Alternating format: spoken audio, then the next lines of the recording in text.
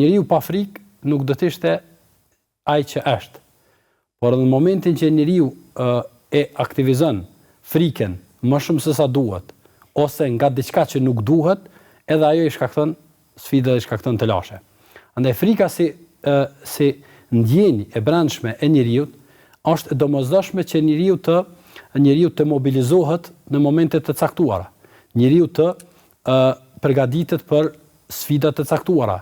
Njeriu të i bëj ballë gjendjeve të caktuara në për të cilat njeriu kalon, e mungesa e frikës do ja lënë të mangu. Domethënë të gjitha këto përgatitje të caktuara dhe pastaj ballafaqimi me to do të ishte pothuajse i pamundur. Andaj njeriu natyrshëm friksohet nga egërsirat, njeriu natyrshëm friksohet nga armiku, njeriu natyrshëm friksohet nga procese të ndryshme që e presin para vetes së tij. Dhe për shembull, po të mos ishte frika se njeriu do të dëmtohet nga të ftohtit, po e them, ai nuk do të përgatitej për dimër.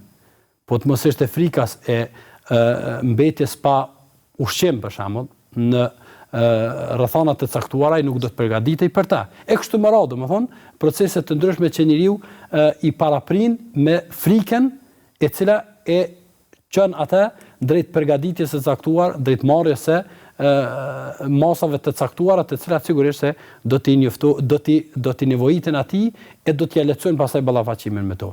Pra frika si frikë është shoqëruesi i vazhdueshëm i njeriu. Pra është i pashkputur nga njeriu i parë, pra Ademi alayhis salam, e deri tek ne sot, pra është natyrshmëri që Allahu xhaleshanu e ka mbjell në veten e njeriu, e që problemi pastaj e qëndron kur kjo frikë i rritë doza aty ku nuk duhet, ndoshta edhe ka mango aty ku duhet të aktivizohet.